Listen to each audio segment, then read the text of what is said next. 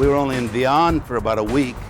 And so you have all this great crew that we brought along, plus a great crew that's there to work with us. And you just, it's one of those things you wake up and you know that you're gonna do good work. You know that you're gonna have good people with you.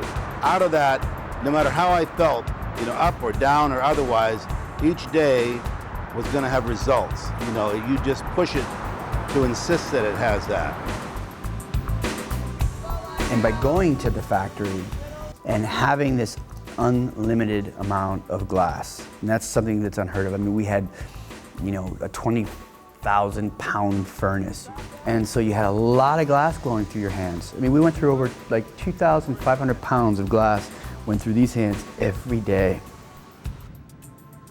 Well, that's where the experimentation comes in. You make a bunch of these and see what happens. Marteau, and I wouldn't mind having you, start off by, trying to make these things. Done. So then we can make, from what Martin makes here, we can either hang these individually, we can tether these out into the river. Oh, yeah. We could hang them from a tree, or we can make a chandelier out of them. Whatever we want to do. What color would you like it? Is the green? I don't know. What about white? Just the white. I think white could be beautiful in a crystal. White and crystal? Yeah, see? We like the idea of coming to France because France has a great tradition of glass.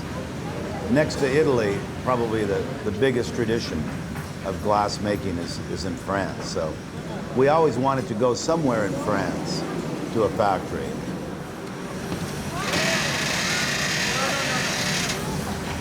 Guys, quick. Yeah, he's worked in glass his whole life. His family works in glass. He started at 14 years old. He's a wild guy for glass.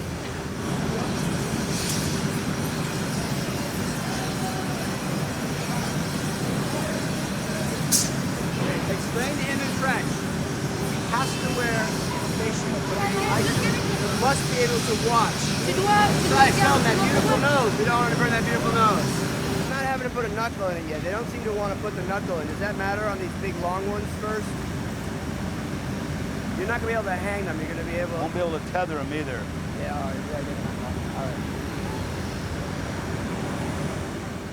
Tom? Yeah. Bring me over some of these tall ones. Against the trees? Yeah. Anybody that can lift one of these, bring it on over.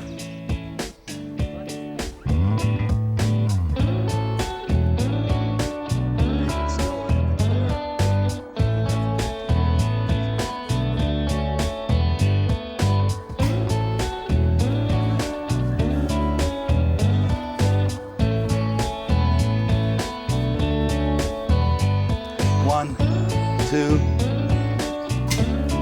Wow. Isn't that good?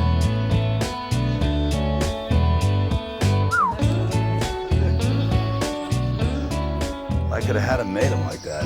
Would have been easy. Because don't they look good like that? Now the other way they'll look just like this. Ah!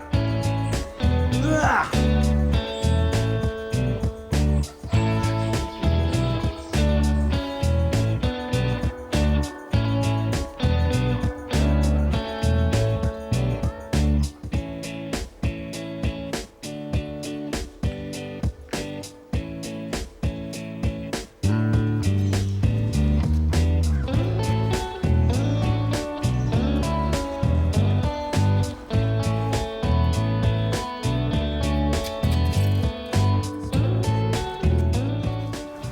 Must be 1,000 different molds here. I mean, I suppose these represent what's on the shelves here. And to be able to look at, God, what? I don't know, 70 years of different lampshades that they've made. Some incredible pieces here. What Martin's doing over there right now is blowing into these molds, and we're pulling off necks, and then we're gonna put it together as a chandelier. We've been to a lot of factories where they've had molds. We'd never tried real hard to get something out of these molds. Actually, Martin pushed me, said, let's work on the molds. And I said, Oh well, you want to work in the molds, you try it. So he tried it and he says, come on over, look at this, and it was great. So I said, let's go. Let's, you know, work on the molds the whole time. Just put that one away like it is. I'm not going to stretch it. No, I wouldn't. Go in! Bravo! Beautiful thing.